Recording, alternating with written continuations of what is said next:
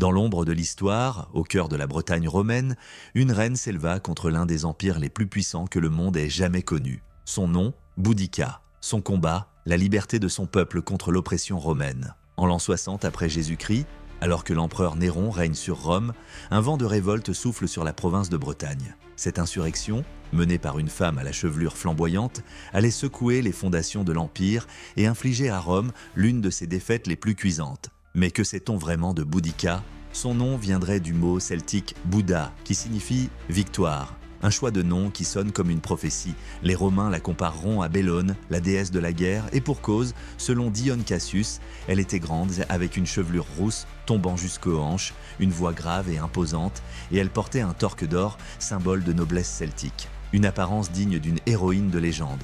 Que s'est-il réellement passé ? Comment une coalition de tribus celtes a-t-elle pu défier les légions invincibles de Rome ? Pourquoi la 9e Légion, l'une des plus redoutées de l'Empire, a-t-elle été mise en déroute ? Pour comprendre cette histoire, il faut revenir en arrière, à l'époque où la Bretagne n'est aucune province récemment conquise, et où les Romains, sûrs de leur supériorité, croient pouvoir imposer leurs lois sans conséquence.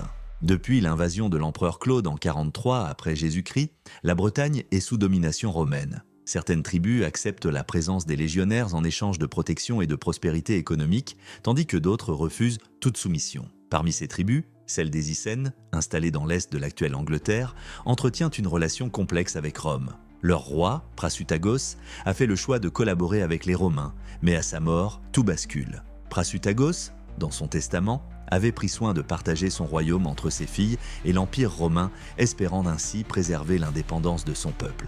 Mais Rome n'est pas une puissance qui partage. Dès sa mort, le gouverneur romain Catius Decianus considère que la Bretagne appartient entièrement à l'Empire et lance une campagne brutale de répression. Les terres sont confisquées, les nobles icènes sont réduits en esclavage et surtout, la reine Boudica, veuve de Prasutagos, est publiquement humiliée, fouettée devant son peuple, tandis que ses filles sont violées par les soldats romains. Cette trahison va allumer un feu que même les légions de Rome ne pourront contenir. Les Celtes croyaient fortement aux présages et aux dieux de la guerre. Il se dit que Boudica aurait effectué un sacrifice rituel avant la bataille finale et que les druides auraient prophétisé une victoire. Mais en voyant un lièvre s'échapper de ses vêtements vers le mauvais côté, ils auraient compris que les dieux avaient tourné le dos aux Icènes. Pourtant, la haine de son peuple l'emporte sur la superstition. Certains témoignages rapportent aussi que les eaux de la Tamise auraient rougi de sang et que des cris fantomatiques auraient été entendus à Londinium après sa destruction. Loin de se soumettre, Boudica rassemble les tribus celtes opprimées.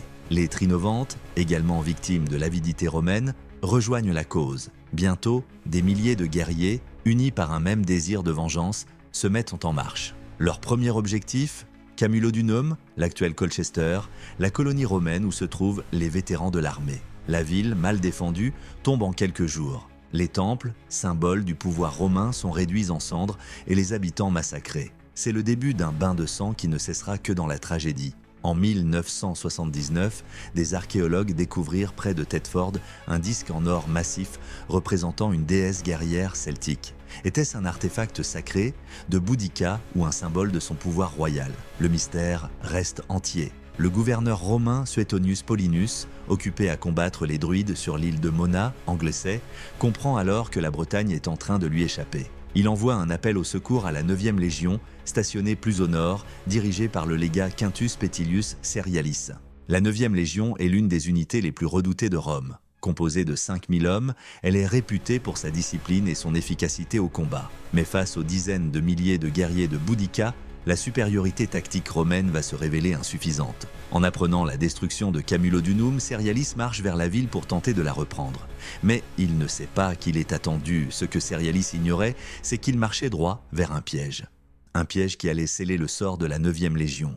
Dans une embuscade magistralement orchestrée, les forces de Boudica attaquent la colonne romaine en mouvement. Les guerriers celtes, en surnombre, submergent les légionnaires. Les formations défensives des Romains sont brisées. L'infanterie est taillée en pièces, seule la cavalerie parvient à s'échapper, emmenant un Serialis humilié et impuissant. C'est un désastre total pour Rome. La 9e Légion a été presque entièrement anéantie. On sait que la 9e Légion a subi une énorme défaite face à Boudica, mais une théorie encore plus troublante existe. Elle aurait mystérieusement disparu quelques années plus tard. Ce que l'on sait moins, c'est que cette défaite ne fut peut-être pas la seule catastrophe subie par la 9e. Certains historiens pensent qu'après sa défaite contre Boudica, la 9e aurait été reconstituée avant d'être envoyée en Écosse ou en Gaule, où elle aurait été anéantie. D'autres théories suggèrent que les pertes étaient si lourdes que Rome a effacé leur nom des archives pour éviter la honte. Après cette victoire éclatante, Boudica poursuit son offensive. Londinium, Londres, et Verulamium, Saint-Alban, sont détruites à leur tour. Ce jour-là, Londres n'a pas été conquise. Elle a été effacée de la carte. Selon l'historien Tacite, près de 80 000 Romains et alliés périssent sous les assauts des Icènes et de leurs alliés. Mais la riposte romaine ne tarde pas. Suetonius Paulinus, de retour de Mona, rassemble ses forces et choisit un champ de bataille stratégique. Les légions de Suetonius Paulinus se mettaient en place. Boudica pouvait-elle encore triompher? Ou son destin était-il déjà scellé? Il piège les forces de Boudica dans un terrain défavorable où la supériorité tactique des Romains reprend le dessus. Malgré leur nombre, les guerriers celtes sont défaits. Après la bataille finale, l'armée romaine décima systématiquement les Icènes, leurs villages furent brûlés et leurs survivants réduits en esclavage. Des traces archéologiques montrent que plusieurs de leurs villages n'ont jamais été reconstruits, signe que Rome voulait éradiquer leur existence même.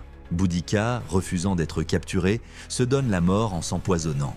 Son soulèvement, bien que brutalement écrasé, restera à jamais gravé dans l'histoire.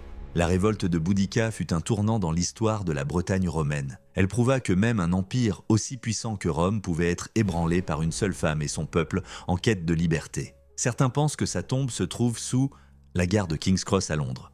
Simple légende ou vérité enfouie sous les rails. Aujourd'hui encore, Boudica est une icône en Grande-Bretagne.